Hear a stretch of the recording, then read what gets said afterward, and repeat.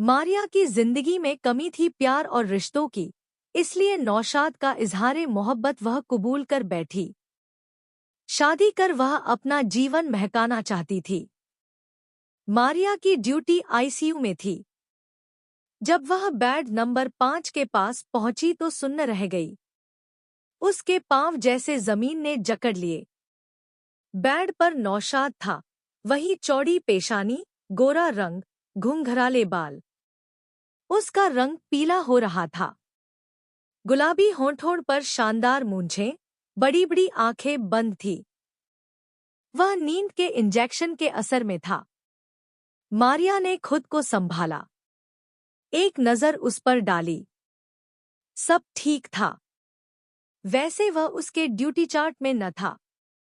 बोझिल कदमों से वह अपनी सीट पर आ गई। मरीजों के चार्ट भरने लगी।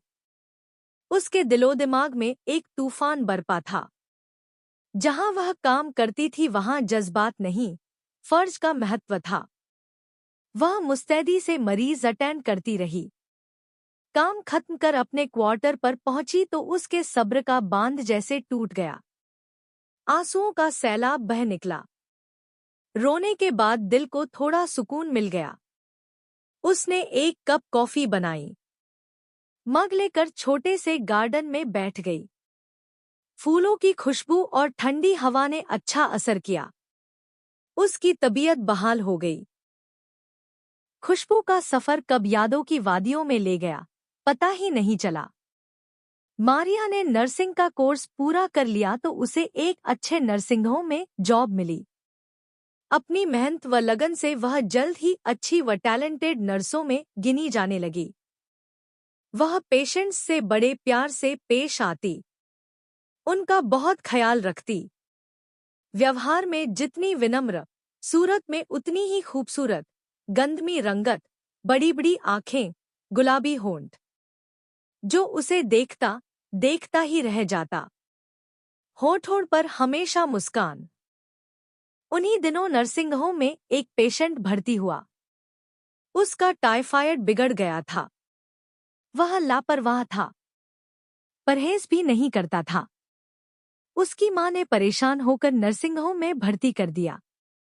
उसके रूम में मारिया की ड्यूटी थी। अपने अच्छे व्यवहार और मीठी जबान से जल्द ही उसने मरीज और मर्ज दोनों पर काबू पा लिया। मारिया के समझाने से वह वक्त पर दवाई लेता और परहेज भी करता।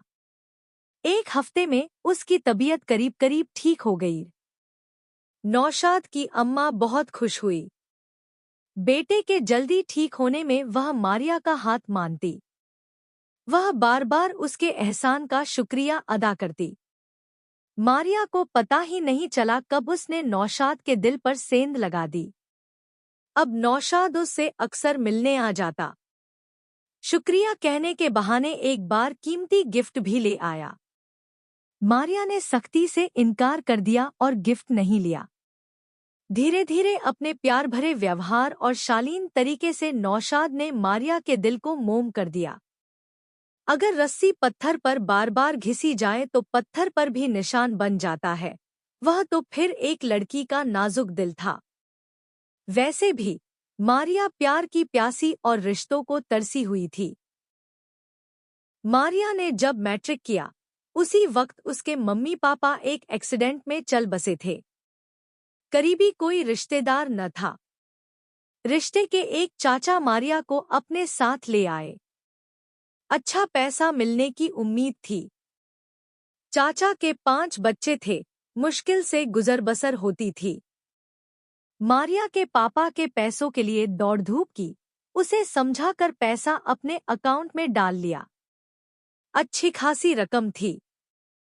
चाचा ने इतना किया कि मारिया की आगे की पढ़ाई अच्छे से करवाई। वह पढ़ने में तेज भी थी। अच्छे इंस्टीट्यूट से उसे नर्सिंग की डिग्री दिलवाई। उसकी सारी सहूलियतों का ख्याल रखा। जैसे ही उसका नर्सिंग का कोर्स पूरा हुआ, उसे एक अच्छे नर्सिंग होम में जॉब मिल गई। जॉब मिलते ही चाचा ने हाथ खड़े कर दिए और कहा, हमने अपना फर्ज पूरा कर दिया। अब तुम अपने पैरों पर खड़ी हो गई हो, तुम्हें दूसरे शहर में जॉब मिल गई। तुम्हारे पापा का पैसा भी खत्म हो गया। इससे ज्यादा हम कुछ नहीं कर सकते हैं। हमारे सामने हमारे 5 बच्चे भी हैं। चाची तो वैसे ही उससे खार खाती थी, जल्दी से बोल पड़ी, हमसे जो बना कर दिया, आगे हमसे कोई उम्मीद न रखना। अपनी सैलरी जमा करके शादी ब्याह की तैयारी करना। हमें हमारी 3 लड़कियों को ठिकाने लगाना है। वहां इज्जत से नौकरी करना, हमारा नाम खराब मत करना। अगर कोई गलत काम करोगी तो हमारी लड़कियों की शादी होनी मुश्किल हो जाएगी। सारी नसीहतें सुनकर मारिया नई नौकरी पर रवाना हुई। वह जानती थी कि उसके पापा के काफी पैसे बचे हैं, पर बहस करने से या मांगने से कोई फायदा न था। चाचा सारे जहां के खर्चे गिना देते। उसका पैकेज अच्छा था। अस्पताल में नर्सों के लिए बढ़िया हॉस्टल था। मारिया जल्द ही सबसे एडजस्ट हो गई। अपने मिलनसार व्यवहार से जल्द ही वह पॉपुलर हो गई। एना से उसकी अच्छी दोस्ती हो गई। वह उसके साथ काम करती थी। एना अपने पेरेंट्स के साथ रहती थी। उसके डैडी माजिद अली शहर के मशहूर एडवोकेट थे।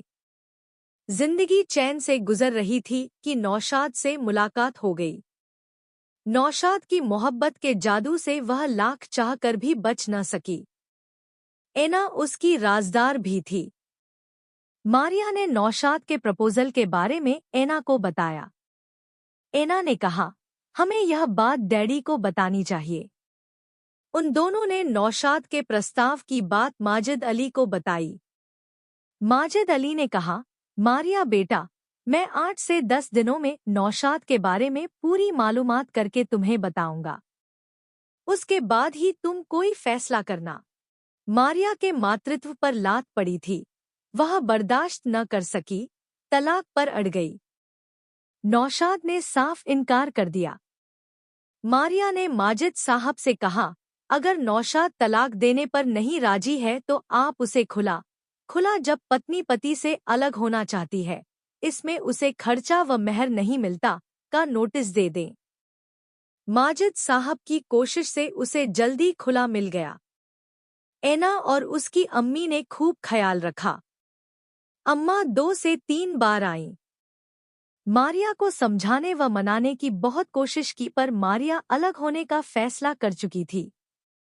धीरे धीरे उसके जिस्म के साथ साथ दिल के जख्म भी भरने लगे।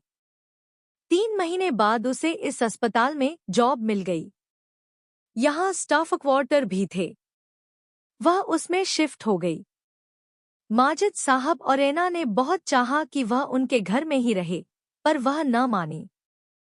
उसने स्टाफ क्वार्टर में रहना ही मुनासिब समझा। माजिद साहब और उनकी पत्नी बराबर आते और उसकी खोज खबर लेते रहे। एना की शादी पर वह पूरा 1 हफ्ता उसके यहाँ रही। शादी का काफी काम उसने संभाल लिया। शादी में इरशाद, माजिद साहब का भतीजा, दुबई से आया था। काफी स्मार्ट और अच्छी नौकरी पर था, पर मनपसंद लड़की की तलाश में अभी तक शादी न की थी। उसे मारिया बहुत पसंद आई। माजिद साहब से उसने कहा कि उसकी शादी की बात चलाएं। माजिद साहब ने उसे मारिया की जिंदगी की दर्दभरी दास्तान सुना दी। सब कुछ जानकर भी इरशाद मारिया से ही शादी करना चाहता था। माजिद साहब ने जब मारिया से इस बारे में बात की तो उसने साफ इनकार करते हुए कहा, अंकल, मैंने एक शादी में इतना कुछ भुगत लिया है। अब तो शादी के नाम से मुझे कंपी होती है। आप उन्हें मना कर दें। अभी तो मैं सोच भी नहीं सकती। माजिद साहब ने इरशाद को मारिया के इनकार के बारे में बता दिया, पर उसने उम्मीद न छोड़ी। 1.5 साल बाद आज नौशाद को आईसीयू में यो पड़ा देखकर मारिया के पुराने जख्म ताजा हो गए। दर्द फिर आंखों से बह निकला।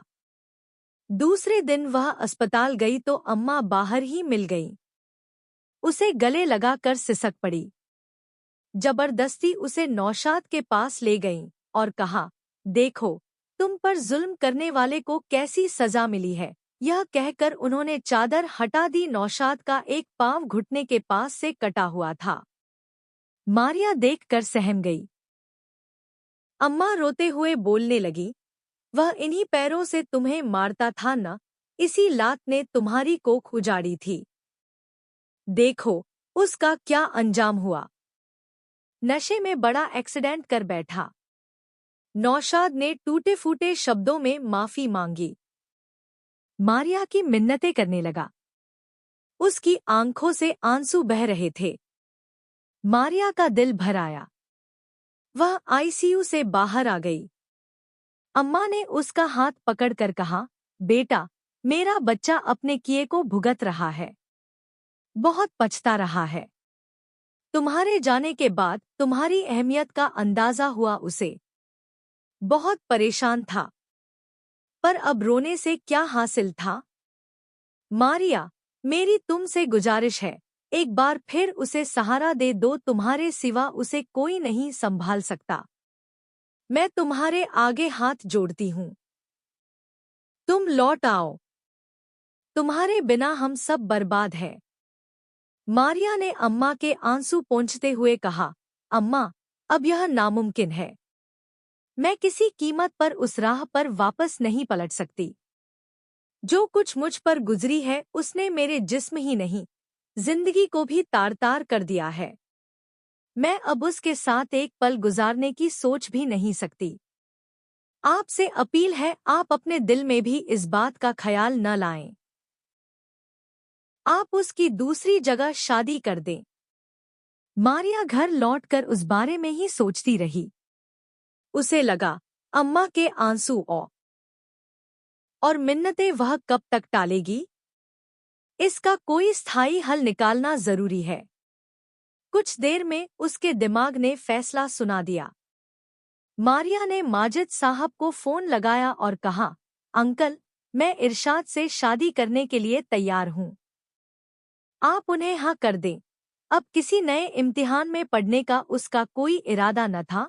नौशाद से बचने का सही हल इरशाद से शादी करना था। आज उसने दिल से नहीं, दिमाग से फैसला लिया था। दिल से फैसले का अंजाम वह देख चुकी थी।